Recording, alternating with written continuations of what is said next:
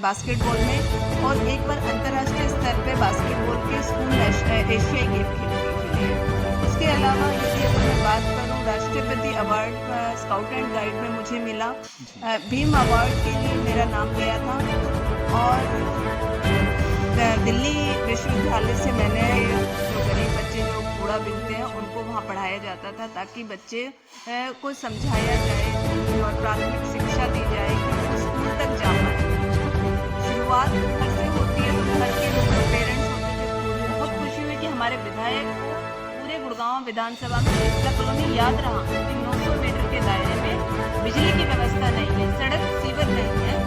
उनकी परमिशन के लिए वो उन्होंने वहाँ आवाज उठाई, इसका मैं धन्यवाद करती हूँ। और जिस विधायक को इस चीज का याद रहेगा वो अवश्य उन समस्याओं को भी खत्म करेगा।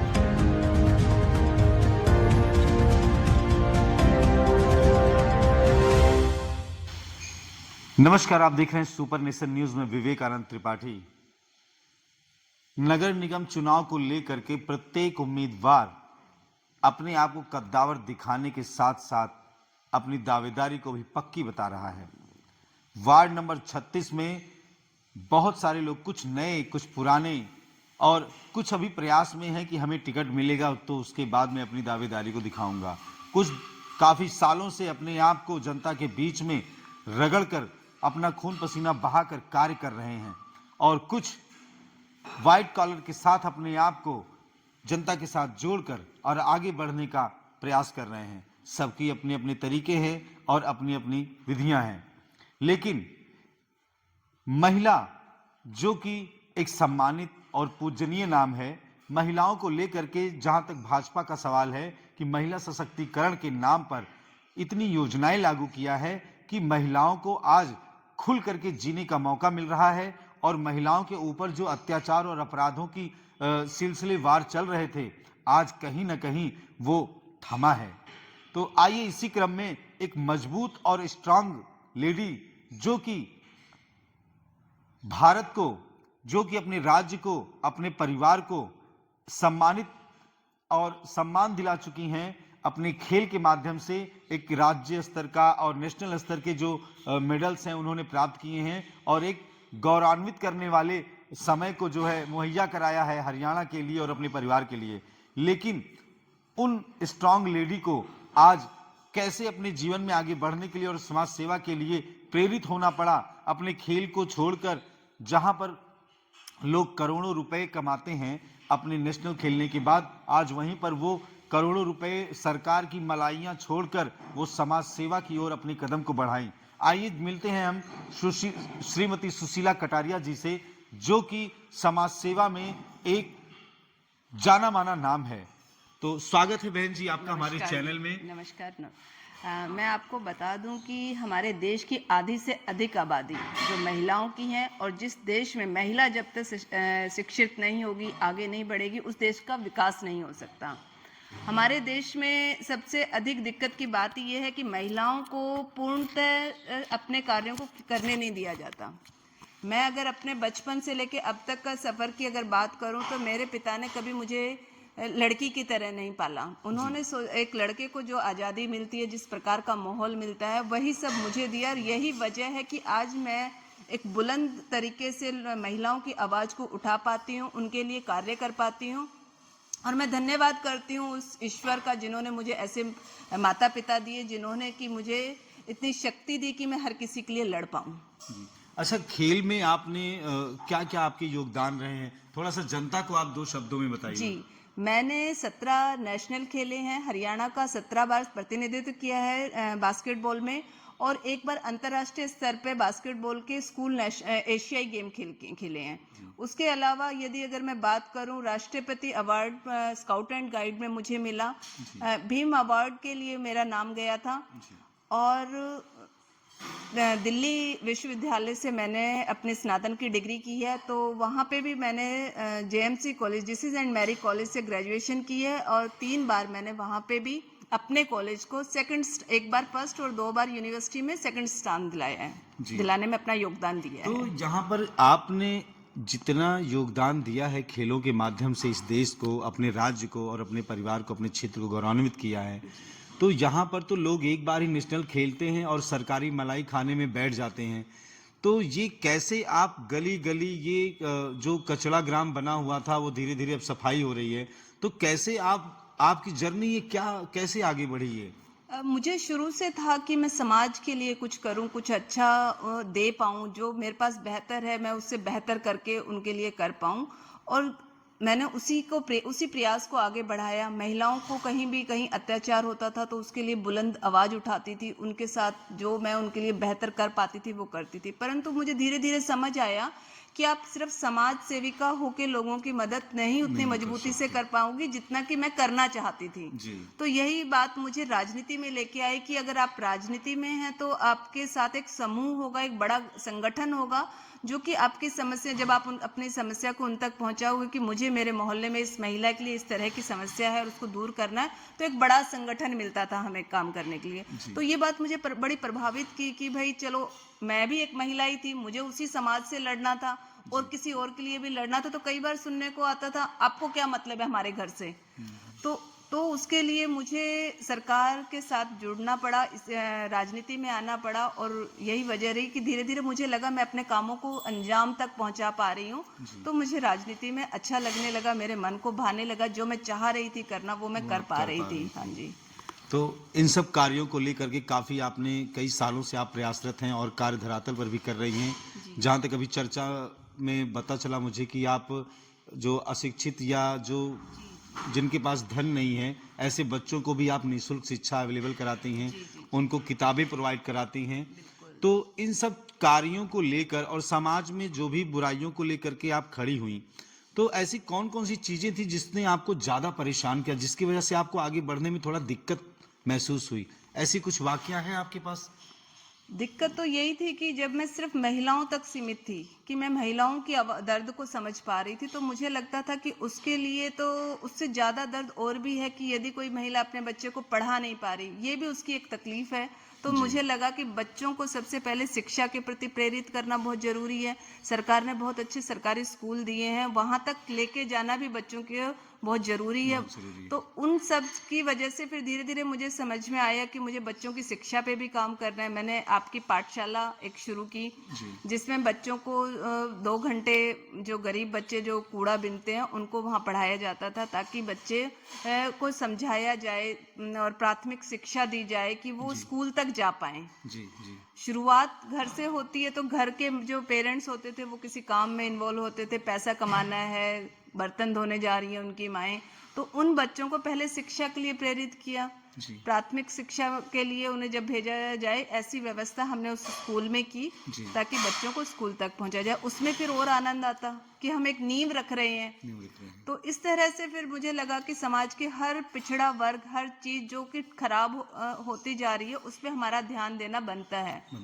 तो इसलिए फिर मुझे लगा कि हम अपने क्षेत्र की सभी समस्याओं को देखा कि सीवर की समस्या बहुत अधिक है, रोड टूटे हुए हैं। लोग अपने गांव की पुश्तैनी जमीनों को बेच के शहर में एक सपना लेके आए थे कि वो एक साफ सुथरे शहर में रहेंगे।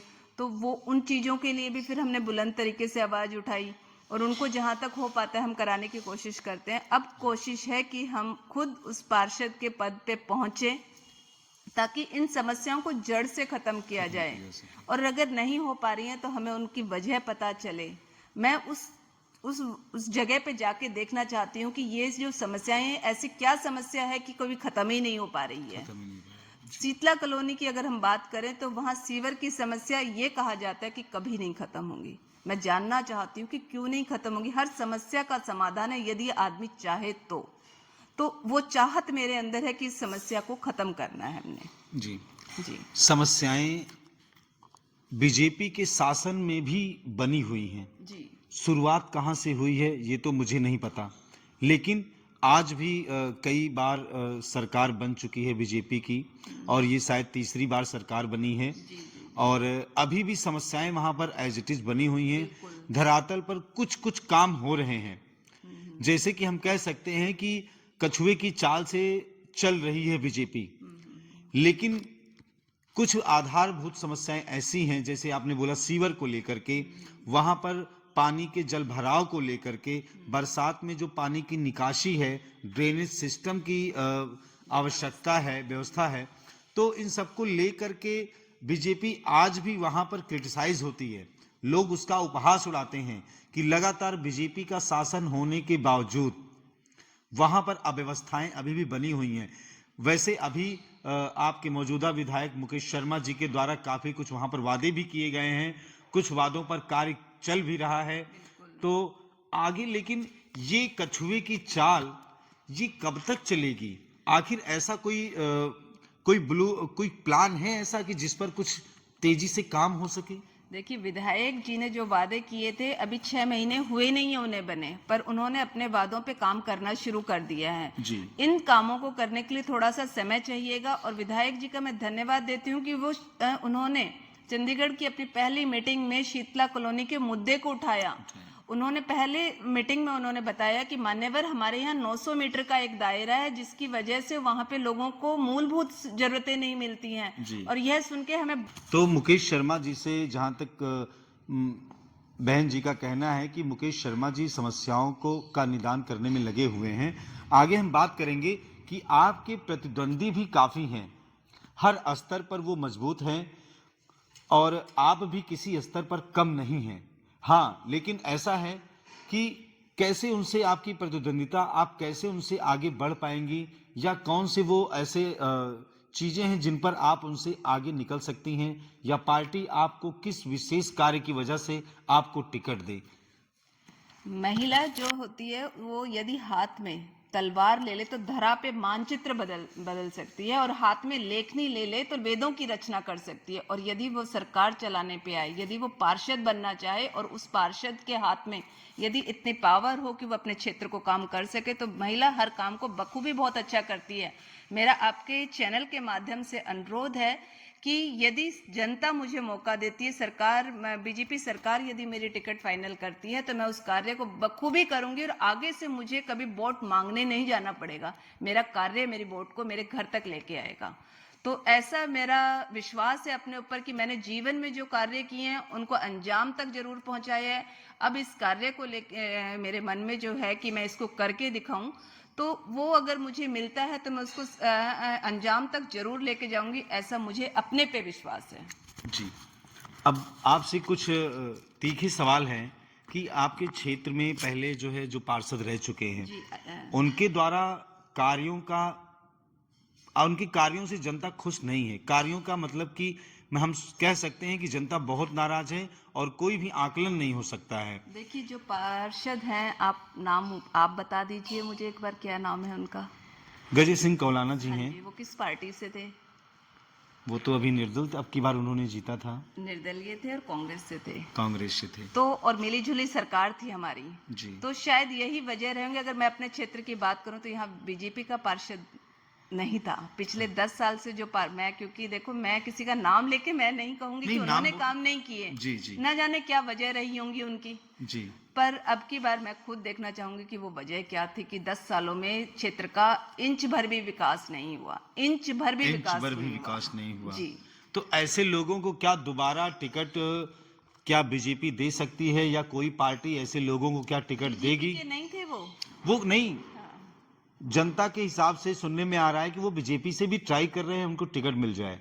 तो ऐसे में क्या बीजेपी एक अंदाजा लगाना जा रहा है, क्या आपके अंदाज से क्या अगर वो प्रयास करेंगे तो क्या बीजेपी उनको टिकट देने के लिए तैयार होगी? देखो, ये शीर्ष नेताओं के हाथ में, उन्हें देखना है कि जिसने 10 साल में अगर इंच भर भी विकास नहीं किया तो क्या उन्हें टिकट दी जा सकती है कि नहीं दी जा सकती, वो तो नेता तय करेंगे, हमारे हाथ में नहीं है। और कुछ नेता ऐसे हैं जैसे आपके दिनेश सैनी जी हैं, उनके बारे में क्या कहना चाहेंगी आप? कैसे वो आपकी प्रतिद्वंदिता में कैसे खड़े रहते हैं आपके सामने? देखिए, मेरे लिए कोई भी प्रतिद्वंदी नहीं है। अच्छा। हम सभी यहाँ पे जनता के विकास की बात करने आए हैं। जनता के पास काफी सारे ऑफर्स होंगे, ये है, वो है, वो है, वो है जी। तो उनमें से जो बेहतर विकल्प होगा उसको जनता चुनेगी। जब तक कंपटीशन नहीं होता, एक अच्छा नेतृत्व नहीं मिलता। ये बहुत अच्छी बात है कि बढ़िया नेतृत्व, बढ़िया कंपटीशन हो, हेल्दी कंपटीशन हो, ताकि जनता को चुनने में आसानी हो। अगर वो ऑप्शन ही नहीं होंगे तो जनता को फिर घूम फिर के वहीं पहुंचना पड़ेगा। तो अच्छी बात है कि यहाँ बहुत सारे कॉम्पिटिटर हैं, बहुत सारे प्रत्याशी उतरेंगे, जनता के पास काफ़ी सारे ऑप्शन होंगे चुनने के लिए, तो ये बहुत एक अच्छी निशानी है अच्छे क्षेत्र के विकास के लिए। अच्छा, एक सवाल और है आपसे कि आप यहाँ पर महिलाओं की सुरक्षा को लेकर के आपने महिलाओं के हर तरीके से विकास की बात की। तो अभी यहाँ पर आपके क्षेत्र में ऐसे कौन से मुद्दे हैं जिन पर आपको लगता है कि हमें अभी कार्य करने की आवश्यकता है और ये बहुत ही ज़रूरी है, उस पर अभी कार्य नहीं हुआ है? तो वो कौन से मुद्दे हैं जो आपकी नज़र में मायने रखते हैं आपके लिए? महिलाओं के लिए तो मुझे लगता है रोजगार का अवसर, घरेलू रोजगार, जी, क्योंकि महिलाएं जो अच्छी शिक्षित होती हैं, जो बहुत अच्छे से अपनी शिक्षा को संपन्न कर चुकी होती हैं, तो वो अपना रोजगार के अवसर देख लेती हैं। परंतु जो कम शिक्षित महिलाएं हैं तो उन्हें घर भी देखना है, बच्चे भी देखने हैं, सब देखना है, तो उनके लिए घरेलू जो व्यापार होते हैं, घरेलू व्यवसाय जो हैं, उसकी व्यवस्था को किया जा सके। सिलाई सेंटर खुल जाएं, पार्लर्स खुल जाएं घरेलू, या फिर कुछ इस तरह का रोजगार जिससे वो घर पे ही कर पाएं। तो ये बहुत ज़रूरी है कि जो नीचे का तबका है उसको उठाने के लिए छोटा व्यवसाय जरूर होना चाहिए, ताकि महिलाएं खुद संपन्न हो, उनके हाथ में अगर पैसा होगा तो घर का विकास और अच्छे से हो पाएगा। तो मेरा यह भी एक कोशिश है कि क्षेत्र की महिलाओं को रोजगार मिल पाए, ऐसी कुछ व्यवस्था हम उनके लिए कर पाए, घरेलू रोजगार के लिए। रोजगार। तो सुशीला कटारिया जी एक राष्ट्रीय और अंतर्राष्ट्रीय सम्मान दिलाने वाली एक महिला हैं, जो कि अपने आप में आयरन लेडी भी कहा जा सकता है, जो कि समाज में अपने क्षेत्र के लिए एक आइडल के रूप में उभर कर सामने आ रही हैं। ऐसी ही शख्सियत से चर्चा के बारे में जानकारी के लिए बने रहिए सुपर नेशन न्यूज़ के साथ में Vivekanand Tripathi, super nation news, Gurugram, Haryana.